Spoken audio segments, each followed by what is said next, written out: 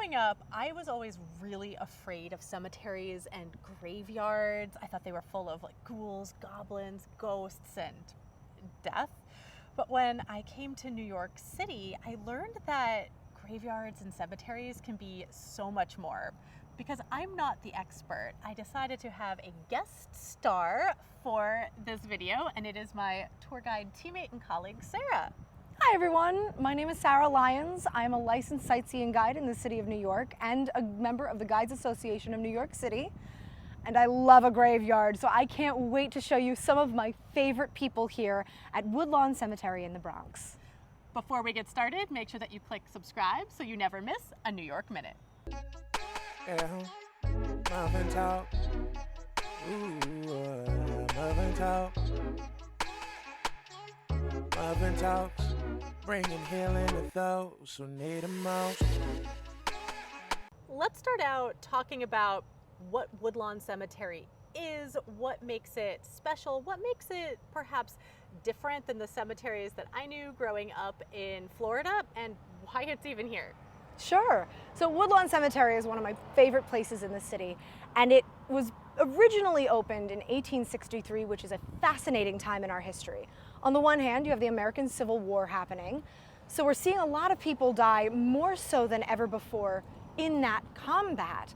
But also, we're going through a public health crisis in New York City. This is around the same time that they build the lungs of the city at Central Park. And in a way, just checking all the boxes along the way of every public health issue we were having at the time, Woodlawn Cemetery was a perfect introduction in New York to the rural cemetery movement. The idea that you could have these beautiful sprawling grounds with fresh air where we happen to keep our dead.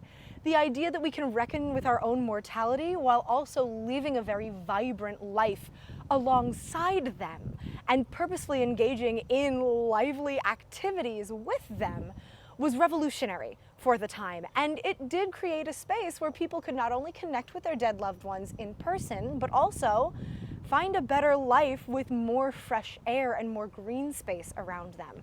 So this is really like 7 projects in one, all here in the Bronx. This actually really surprised me when I started giving tours in New York City and people would tell me, go to Woodlawn, go to Greenwood. They're parks. The cemeteries aren't just cemeteries, they are public parks that we get to explore. And today we're going to visit a few of the celebrities who live here. So let's get started. Just so everyone knows, we're just going to see a very tiny portion. There are so many famous residents of Woodlawn, but we're gonna go see just a few highlights. Nellie Bly is a name that I talk a lot about on my tours, but I find that a lot of visitors don't know who she is, and it's a name that I wish more people knew. So I'm just wondering if you can tell us why we should know Nellie Bly. I think everybody should know Nellie Bly. I might be biased with a dad in the press industry, but Nellie Bly changed the world through her work in journalism. And her work in journalism is important because she was the first female reporter to become famous under her own name and not a man's byline in American history, really.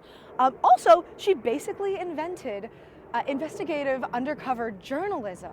She became famous for her 10 days in a madhouse, where she actually got herself committed to an insane asylum in the middle of the East River with no plans on how to get out, just to cover the injustices and the inhumane treatment of inmates there.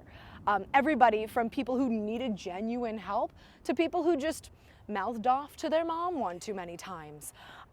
After that, she became a bit of a sensation, though she never really got known in her own time as a serious journalist. She was always the lady journalist. And they gave her a lot of fluff pieces at the New York World. One of them, though, got really exciting. There was this mad race to complete a real-world, around-the-world-in-80 days trip, a la the Jules Verne book. She did it in 72, and along the way, she had time to stop and talk to Jules Verne himself. It was really incredible. She gave so much to the world of journalism. She became a woman that little girls could look up to and say, hey, I can do that too. But sadly, she died very young, in her 50s, from a series of stomach problems. And when she died, she couldn't afford her own headstone. So for a long time, her grave here was unmarked. But if you look closer at the stone itself, you can see that it was dedicated by the New York Press Club, which is a journalists association here in New York City. And they put this here in 1978 because they wanted everyone in the industry, everyone in the city, everyone on our tours, to know this incredible woman and know where to visit her. And from the looks of it, the offerings on the grave mean they do. This has an interesting feature. What can you tell us about that little sign? Well, this sign says that this particular mausoleum is endowed, and you're going to find these all over this cemetery and in a bunch more all over the city and the world. And basically what that means is that somebody has set up an endowment to take care of this particular site in perpetuity. Basically, because a lot of people who are buried in New York can't afford a regular maintenance fee for their graves, a lot of them tend to get recycled within a respectable and respectful period of time. But this grave is so important that somebody decided to fund its care in perpetuity. Oh, that's really interesting. Yeah. I never knew that. Thank you. Whereas Nellie Bly is a name that most people who visit New York City don't recognize, this next name is one of the most recognizable names in all of New York City. Oh, absolutely. So what can you tell us about LaGuardia?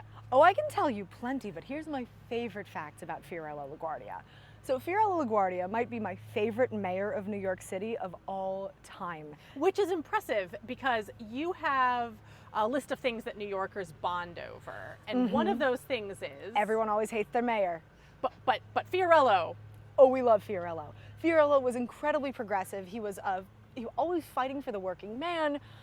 He actually started his professional life as an interpreter at Ellis Island, where we both give tours, to make sure that not a single Italian immigrant would ever be misunderstood at the gate. So he started his professional career as an interpreter at Ellis Island, where we both give tours, actually, to make sure that no Italian would ever be misunderstood. And he would later go on to become a beloved mayor, possibly because he was really a man of the people and always fighting for them. This guy was all about labor rights. He was all about corruption being taken down. He was a big guy in the fight against Tammany Hall. But when you say he was a big guy... Oh, no, he was not very big. How He was tall very, was very he? little, 5 feet tall. Yeah, he was so wee. But he loomed large in New York City politics and abroad. He became a preferred advisor to Franklin Delano Roosevelt during his term in office. And some speculate he might have become our first Catholic president had he not died shortly after his time in office at the age of 64. He was an incredible guy and also a New Yorker at heart. It takes a lot of chutzpah, a lot of moxie to say, hey, my ticket says I'm flying to New York and that's where we're gonna go. The birth story of LaGuardia Airport. That's the airport that I shouldn't say most, I guess we have 3 airports, Newark, LaGuardia, and JFK. But they tried to put him down in Jersey by Newark, and that's what started it all for us. So And- we know the airport, but this is where LaGuardia landed. You could say that anyway. Just so everyone knows, that's David behind the camera who has a brain the size of Woodlawn Cemetery. Oh God, yeah. And one of the things that he pointed out when we were looking at this is this little flower. That's actually what his first name means, Fiorello. So we It's- have yeah. a little homage to his name on his grave marker. So we have this big grave marker that we're looking at, but if we look out in the distance, there's a few other smaller LaGuardia markers. Can you tell us anything about these? Absolutely. So Fiorello is buried right here. This is his footstone. Not uncommon in graveyards like this to have a main family stone and separate footstones for each of the people in the plot, especially when you get to the bigger family plots elsewhere. So this is Fiorello. This is the man himself. His wife, Marie, is right over here, and their daughter, Jean, is right over there in the newest grave. And that's really interesting to know because I feel when David and I first walked up here, we thought, oh, it's such a small grave marker for such a big character in New York City history. But then we have the much more ornate marker over Yeah. in the back. Illinois Jacquet has such an impressive marker with this image of him playing the saxophone. What can you tell us about this? So we're actually in one of my favorite parts of Woodlawn Cemetery. This is the jazz corner. It's a little bit informal, but it just so happens that some of the greatest jazz musicians and dancers of all time are buried right here. So we have Illinois Jacquet, famous for absolutely dominating on the saxophone. We're not too far from Max Roach, the father of modern drumming. Just up the hill, we have Norma Miller and Frankie Manning, who were not only founding members of the Lindy Hop community when it first happened in New York, but then revived it after that Gap commercial that got everybody back on board again. He's an absolute great, and we celebrate his 100th birthday every year, because he's always 100 to us. But even if you don't know any of those names, you're bound to know the great Sir Miles Davis. And just by looking at his stone, you can see just how many people come and visit this incredible place and these incredible people to make it happen. There are so many stones on his grave. That's incredible. Oh, that's nothing. Sometimes people leave oranges and sheet music and all sorts of incredible things here to honor his legacy. There's a shell. Yeah. Now, you also told me that there's another jazz great buried here. Yes, there is. Let's go find him. Oh, it's Duke. It's Duke! Oh, so This is the great Duke Ellington. This seems to me, tell me if I am wrong, I'm just learning what you have taught me so far. First of all, when we were coming over here, I was immediately drawn to the giant crosses that say Ellington on it. That's family marker, correct? Yes. And then here is where we have the actual members of the family in front. And we have Duke Centered right in front of the tree. right here. And again, using what we have learned, there is a sign in front of the family marker that says endowed. There's also another sign on this grave as it happens, right here in yellow, that says annual care. Now, I'll be honest, I'm not sure if this applies to just the tree or also all of the other graves in the graveyard, but that's just a separate designation of care so that the people who take care of this cemetery in its vastness know exactly what to do here. So in 80 years, 90 years, 100 years, if you are watching this video, you will still be able to come and pay your respects to Duke Ellington.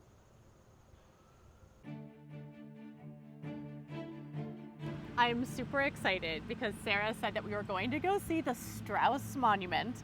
Now, if you've seen the movie Titanic, you might remember the scene where Isidore and Ida Straus, they're like an older couple, they're on a bed together as the ship sinks because they both decided that they had lived their lives. They were going to let the younger passengers go before them, and they had lived together and loved together, and they both went down with the ship together. You're gonna make me cry! So it's a beautiful scene. He also owned Macy's at one point in time, so big New York City name. And she's been teasing me saying, I want you to guess which one is theirs. I want you to guess which one is theirs. And I'm like, is it that one? Is it that one? Is it that one? She says, no, you'll know when you see it. So here it is. You can see it says Straus, but I literally squealed because it looks like the barge from Cleopatra is on there, the movie Cleopatra. So why is the barge from the movie Cleopatra on there? Well, actually, it wasn't terribly uncommon in the early 19-teens, especially for people who owned major department stores, to invest, when they could, in something that feels Hellenic Egyptian. We're talking in the era of Cleopatra, the Ptolemies. And the boat is particularly resonant here because not only were the Strauses immigrants themselves coming to America on a boat starting from scratch, opening a tiny little department inside of Macy's and then working their way up to owning Macy's as a whole, as well as being partners in A&S, their lives ended on a ship with them in very different financial circumstances. And it's funny that you should mention that they were in that cute little bed getting ready to be swallowed by the water, because eyewitness reports talk about how Isidore loaded Ida onto one of the last lifeboats, but refused to take a place with her, even though it was offered to him as a first-class passenger, because he insisted that some of the steerage and second-class women and children should get priority. So she says, you know what? I'm gonna stay with you. I've done 50 years of marriage with you and they're not ending now. So she climbed back on board, giving her seat up to somebody else. And the last anybody saw of them, they were holding each other on the deck of the Titanic as everyone else slipped into the water. And every time there's a few Straus memorials, I feel, throughout New York City. And this is the first time I've seen any here. And you can see there's a little quote that says, "Many waters cannot quench love, neither can the floods drown it." And, every Valentine's Day, I get very drawn. I always think of cemeteries as being like Halloween, but every Valentine's Day, I get so drawn to their story. Now, additionally, there's more to this monument. So can you tell us about these 3 buildings? Absolutely. We have Percy Straus, Jesse Isidore Straus, and Herbert Straus over here. Unfortunately, only one of the Strauses was recovered, brought to Halifax, and then brought back to New York. That was Isidore. Ida was never found. But just because they only got one of their parents back doesn't mean you can't memorialize both of them and be buried with them. The Straus family, by the time Ida and Isidore died, were fabulously wealthy, and they could afford to put 3 separate mausoleums all in the same complex so that people can visit all of them together, which is also why there's this massive patio here where families can come together to see them. I think it's absolutely amazing, and it really talks about how even beyond tragedy, people can come together through generations to remember the incredible people that the Strauses were. They were philanthropists. They were major contributors to New York society. There is almost no blood on their hands compared to some of their contemporaries. They were incredible. And so I think it's absolutely fitting that they get this gorgeous monument. And something else that I just want to point out, because this was a surprise to me, I would have guessed, because when we originally came, this gate, they're very heavy. This gate was closed, but you mentioned that this is a patio where the public really can come in, so you can open the gate, it's not locked. You can come in, you can pay your respects to any member of the Straus family. Yeah, occasionally I've seen them locked, but for the most part, these gates anchor into post holes right here, although this one falls a little bit short of the mark, just to make sure that this space does stay safe from anyone who would do anything hinky, but it's meant to be a place where everyone can come. Even though they became fabulously wealthy, the Strauses were people of the people, kind of like Fiorello. And so they wanted to make sure that people could visit and remember this story. That's so beautiful. One of the monuments that I thought might be the Straus monument was this monument up here that has 2 figures that look like they were the inspiration for Jack and Rose on the Titanic when they're on the bow of the ship. But this is not the Straus monument. Sarah, what can you tell us? You're actually not too far off, though, because this is a monument dedicated specifically to the dead of the Titanic. There are plenty of Titanic graves in Woodlawn Cemetery, but this is dedicated to all those lost, including the people who couldn't afford their own memorial. Anna Bliss, a big philanthropist of the time, commissioned this and made it a beautiful place where everybody can sit down and think on what happened to those people. She was also later interred here herself, which is a great 2-for-1 if you think about it.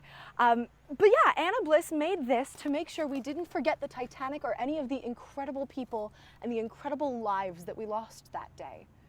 This is gorgeous. And we have another ocean quote. We do. It's, "Our souls have sight of that immortal sea which brought us hither." I just always find it fascinating. The ocean's always fascinated me, so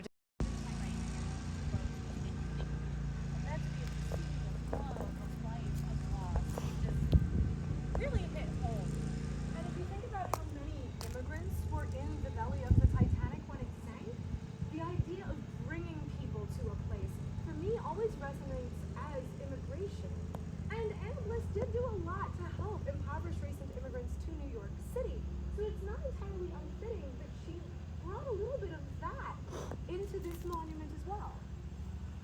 love that. Now, do you by any chance know anything about that square? I have a supposition. It's definitely part of the monument, and considering this is on a hill, it might be involved in drainage. I have seen these little holes here often used as places to put flowers, though I don't know if this is the case here. These rings look like at one point they could have been lifted, and that would have been useful as well to inter people underneath this, as Anna was. Okay, yeah, that's fascinating, and it's beautiful with the wave. I could see the flowers going there. Thank you so much for pointing this out, because this is one of the things that if I came here on my own, I'd be looking maybe for the Strauses, I'd be looking for La Guardia. I wouldn't necessarily be looking for this specific monument and memorial, and I wouldn't know anything about it, which is a reason why it's so wonderful to have a knowledgeable guide. Well, hey, I'm happy to oblige, and that's part of the reason why I love this cemetery. Tour guides are always learning from other tour guides. That's one of the reasons why I'm so excited to have Sara showing me around the cemetery. You learned something interesting about the cemetery from another guide. I did. I came here last fall with Dave Gardner, a colleague of ours, and he told me something I never knew before. So this is the Waring family plot. And as we mused on the way over here, we don't always know how you decide when a family plot is full, but we definitely know when this family decided, because there's this little period here. That means there's no one else from the family line left to go in this plot. It means it's done. No living family members on the entire planet. Now that might not necessarily be true. There might be unacknowledged sons, daughters, cousins, etc. There also might have been a generation of women who married into other families and are buried in those families' plots. We see that with the Vanderbilts in a lot of cases. But we know that they made the decision that this is done. We're done. Wow, that's so, it's like haunting and fascinating. And I also love that we have this tour guide community. Sara and I are both members of an association called GANIC, the Guides Association of New York City. I always encourage everyone to check them out if they're looking for a guide. But the coolest part for me about being a member of GANIC is that we have something called familiarization tours, where other guides take us around and give us tours. So we're always learning, and we're always talking, communicating, and asking each other questions and growing. So that's really fascinating. There was something that we noticed as we were walking towards the specific graves we were looking at. As we're doing that, David said, "Look at this creature over here." And there is a giant bison, buffalo, carved out of what looks like it was a giant tree. Can you tell us anything about this? Oh, absolutely. There were a bunch of trees around here that were becoming disruptive, that were starting to die a little bit. And the Woodlawn Conservancy commissioned an artist to chop them down and carve what was left of the stump into these beautiful animals. And it's not just this bison. There's a squirrel not too far from here. We may or may not pass an eagle while we're going. There's a cute little owl who's popping out of his own little tree hole. I think it's a wonderful way to bring some life back into this cemetery, which is not known for having life, and also to find a way to memorialize not only the people here, but also the trees when they reach the end of their lives. I was also thinking, if you were coming perhaps to do a tour with some young kids, it would be really interesting. I don't know if a list exists, if I should make a list, of all the different animals and have the kids try to find the different animals, almost like a scavenger hunt. That's brilliant. And in my searching, I haven't found one yet. Well, this sounds like a project. Yeah, it looks like you have a task sounds now. like a project for me to figure out all of these different animals, because I kind of want to do that scavenger hunt.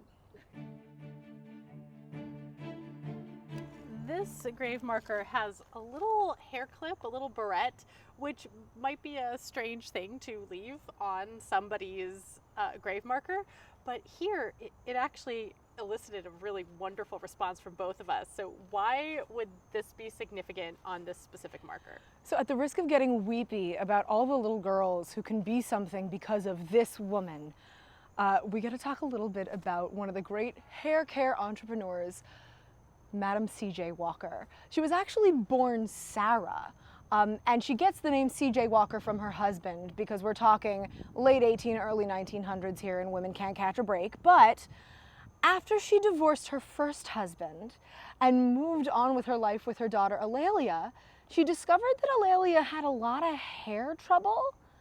Meanwhile, Ms. Soon-to-be Walker was working as a laundress, barely putting anything together.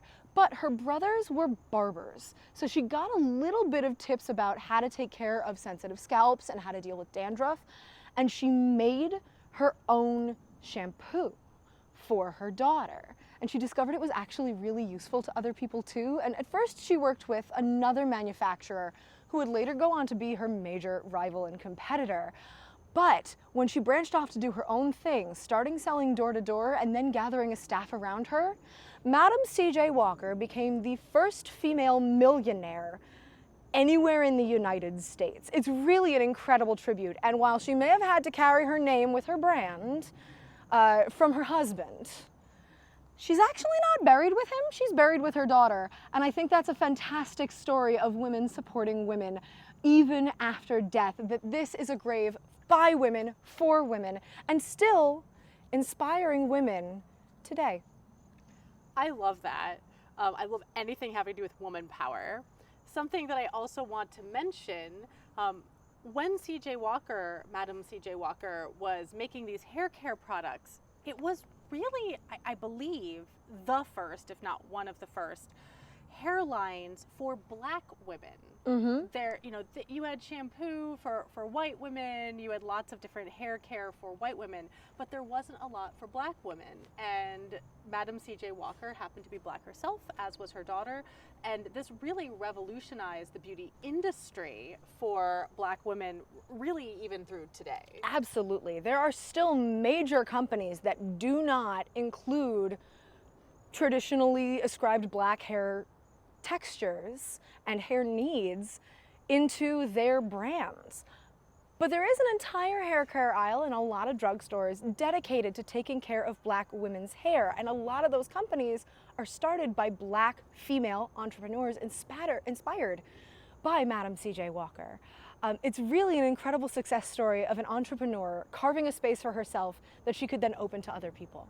Yeah, and I think it's interesting to know that the first female millionaire in the United States was a Black woman. And I also think that it's sort of a call to entrepreneurs even today to realize, you know, when there is an underrepresented market, that, you know, there is an opportunity there for them to serve, put good out into the world, and possibly become a millionaire. There's one other thing that I wanted to mention though, because we talked about how Madam C.J. Walker was an incredible female entrepreneur and the first female millionaire in America. We also talked about how important it is that she started the world of Black hair care products. But in some ways, and this is not to diminish how hard she worked, because oh boy, she needed to. And also, the 13th Amendment didn't exactly solve all the problems it intended to, but I think it's worth noting that she was the first child in her family born after slavery. For her family, she was the first child born free, since they were stolen from their countries and brought to the United States.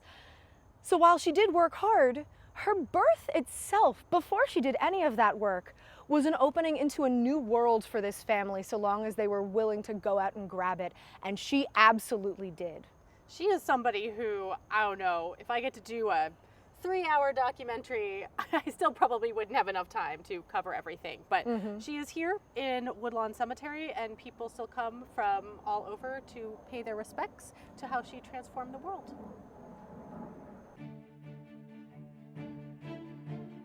So Megan, you're an actress. Yep, I am. Have you ever held a Tony? I have. Do you want to see the first one? I do. Fantastic. She's right over here. Oh my goodness, is it Antoinette Perry herself? Yeah, it is. So this is the grave of Antoinette Perry, one of the greatest voices of the stage in the turn of the 20th century. She was an absolutely incredible actress and a major mover and shaker not only in the business, but also in the organization for rights in the business. So when she died, we of course had to name awards after her to honor the best and brightest in the business. And those became The Tony Awards. the Tony Awards, which are basically the Oscars of Broadway.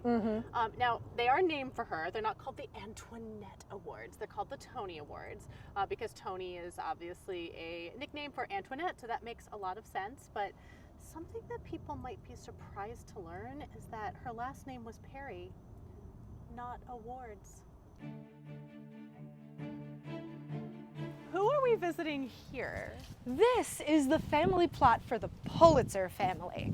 Now, you might not know who Joe Pulitzer is at home, but you definitely have heard of the Pulitzer Prize, and you've probably also heard of the World Series, which was started by the New York World newspaper as the first ever national baseball tournament, all under the watchful gaze of Joseph Pulitzer, who is really the American dream made manifest.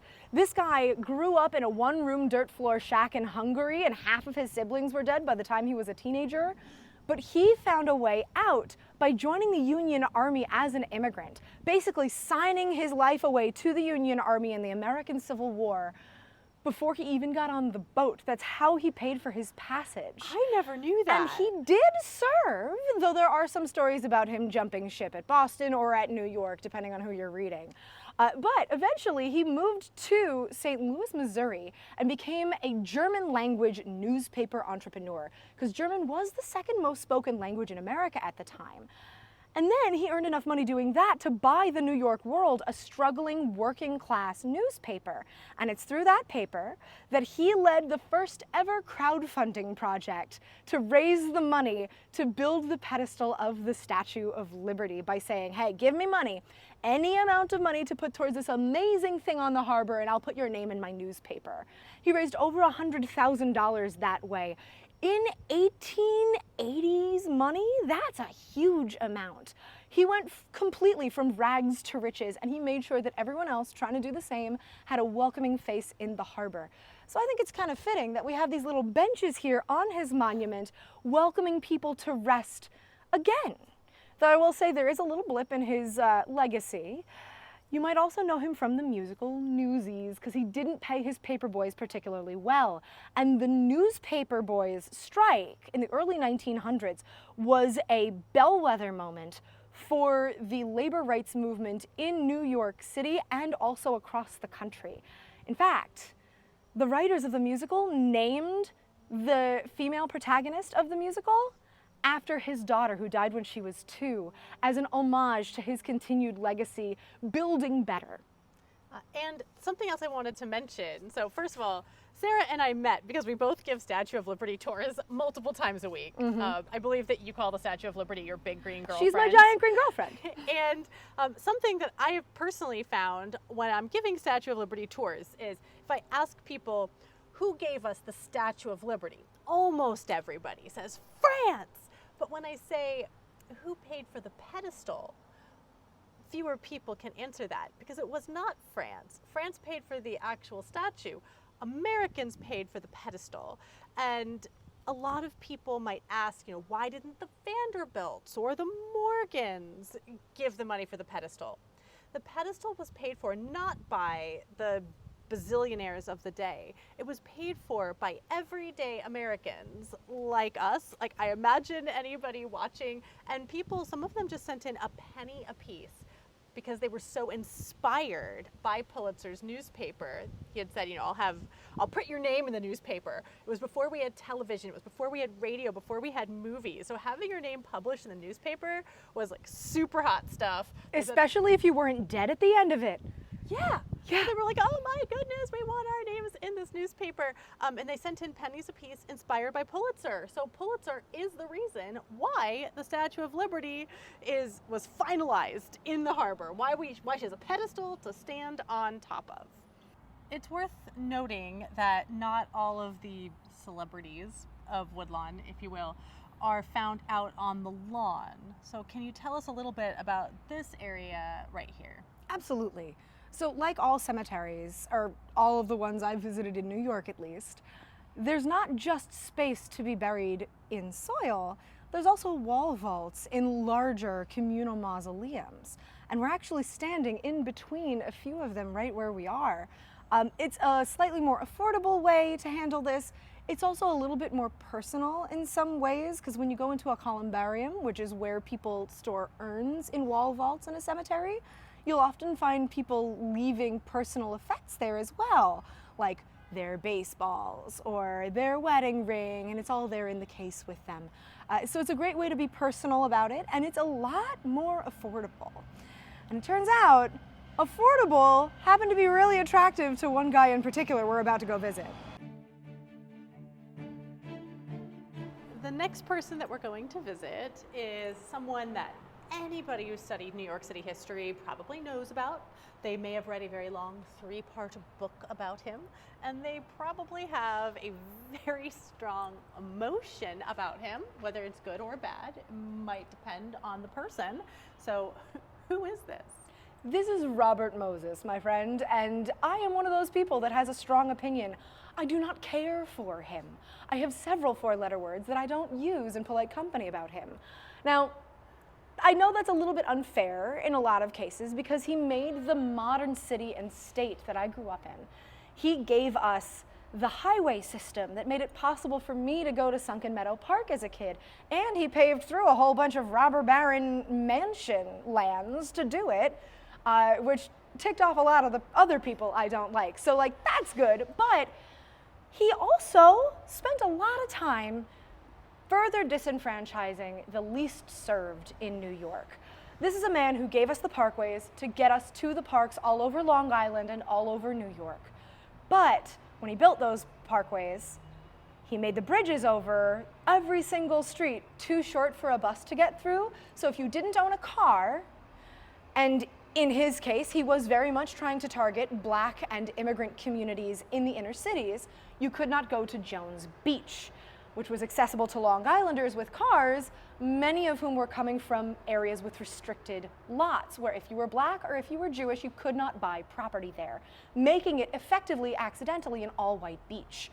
He also, for a time, was responsible for putting in cooling measures in recreational spaces all over New York City. And when he made pools in Harlem, he didn't want to be making pools in Harlem, so he painted monkeys on the side of it in order to make Black users feel alienated, and he made the water too cold so people wouldn't want to use it, so that no one would ever ask him to do this again. And while he never succeeded in paving over all of my favorite neighborhoods downtown, he never got to build that highway, thank you, Jane Jacobs, he did get to build an awful lot of highways in the Bronx where we are right now.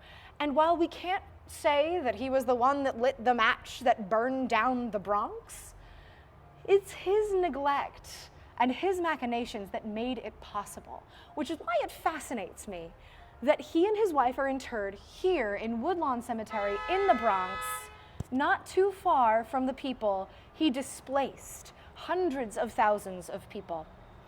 So yeah, complicated man, complicated legacy.